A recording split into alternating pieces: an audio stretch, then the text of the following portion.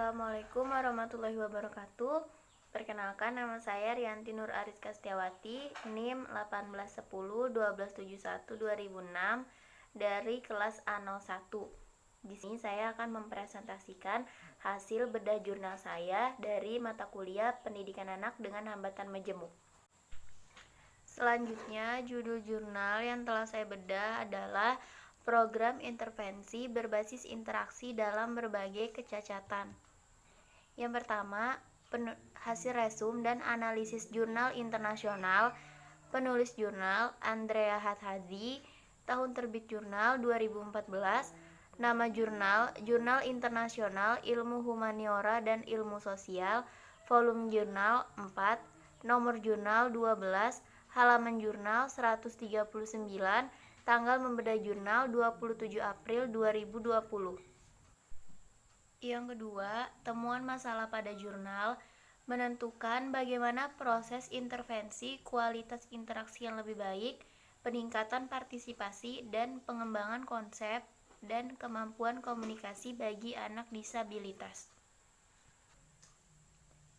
Yang kedua, hasil penelitian pada jurnal. Yang pertama, mengusulkan istilah zona interaksi di mana mitra, anak-anak, dan orang dewasa datang dengan pengalaman, keterampilan, dan motivasi mereka sendiri, keadaan emosi, dan finalisasi.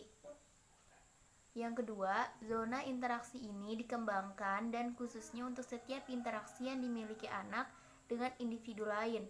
Ini berbeda ketika dia berinteraksi dengan orang tua, saudara kandung, dan anggota keluarga, campur tangan spesialis, atau teman sebaya dalam lingkungan pendidikan.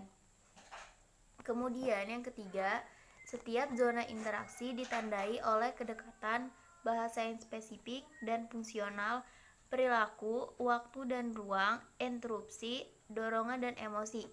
Anak menjadi sadar akan kekhasan masing-masing zona interaksi dan keterampilan komunikasi yang sesuai dengan zonanya masing-masing. Jadi misalnya dia berada di zona keluarga, di zona teman sebaya, di zona sekolah, dia bisa menggunakan komunikasi yang memang diharuskan di zona-zona tersebut. Lalu ada kesimpulan jurnal.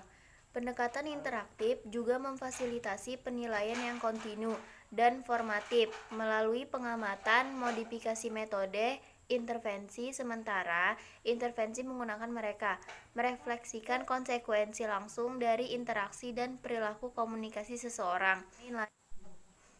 Selanjutnya ada temuan teori pada jurnal berkaitan dengan anak kelainan majemuk dan daftar pustakanya.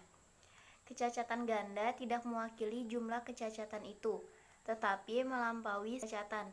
Individu dengan cacat ganda dapat mengalami defisit sensomotorik, sindrom autisme yang terkait dengan keterlambatan perkembangan, perilaku yang menentang kesulitan belajar. Kecacatan ganda merupakan situasi dan bukan kondisi. Situasi ini dicarikan oleh fakta bahwa orang tersebut tidak dapat memperoleh informasi yang cukup dari lingkungan untuk mempertahankan proses pembelajaran dan komunikasi, tidak memproses lingkungan yang menjamin fungsi independen. Hal itu dikemukakan oleh McInnes, J.M. Trevry J.A. tahun 1982 dalam bukunya yang berjudul Bayi dan Anak Tunanetra Rungu, Toronto University of Toronto Press. Kemudian yang kedua, pengertian dari Arthur Kelly, M. Foreman, P. Bennett, D. dan Pasco, S.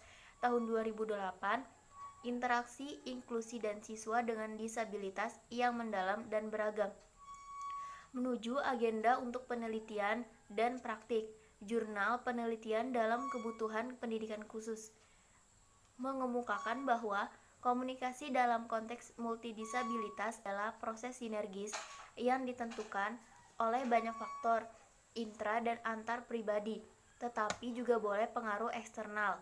Kita harus menyebutkan bahwa seorang anak dengan cacat ganda dapat memiliki berbagai kebutuhan perkembangan dan pembelajaran yang kadang-kadang menyulitkan praktisi untuk memahami dan memenuhi mereka.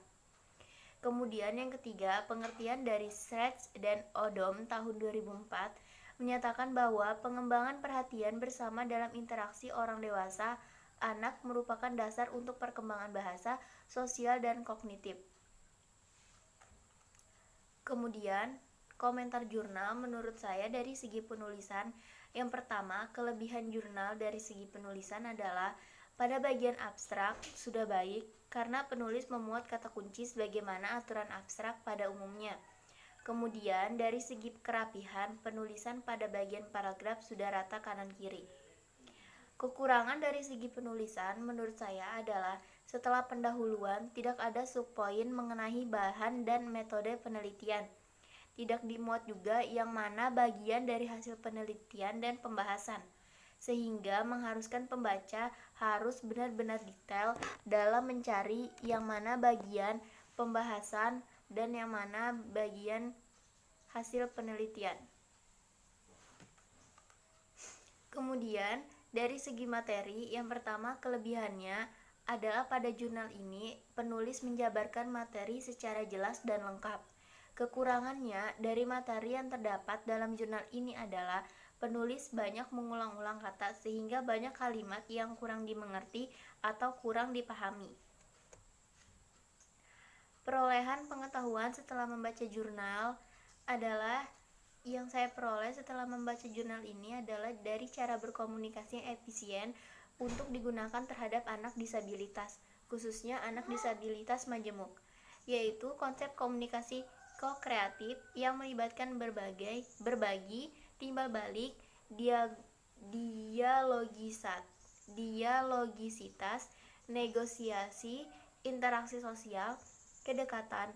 Dalam interaksi, anak perlu menjadi peserta aktif yang terlibat dan mengarah perkembangannya sendiri. Selain itu, saya juga mengetahui bahwa lingkungan itu sangat berperan aktif dalam mendorong anak untuk berkomunikasi dengan baik secara verbal maupun nonverbal. Kemudian bentuk kontribusi positif dalam mengatasi temuan masalah pada jurnal dan apa yang akan saya lakukan ke depannya adalah kontribusi positif yang akan saya berikan kepada para peserta didik ketika saya sudah lulus nanti, yang mana berkaitan erat dengan penelitian dalam jurnal ini adalah saya dapat menggunakan metode komunikasi yang telah dijelaskan oleh penulis di dalam jurnal ini, yaitu orang dewasa tidak boleh hanya menjadi responden terhadap perilaku anak, tetapi dia harus menentukan anak untuk menafsirkan dan memahami efek dari perilakunya sendiri pada lingkungan dan pada orang dewasa yang berinteraksi dengannya. Jadi intinya kita sebagai orang dewasa atau orang yang mengerti itu tidak boleh egois terhadap anak dalam berinteraksi. Kemudian ada biodata. Terima kasih. Kurang dan lebihnya saya mengucapkan banyak terima kasih. Wabillahi taufiq wal hidayah. Wassalamualaikum warahmatullahi wabarakatuh.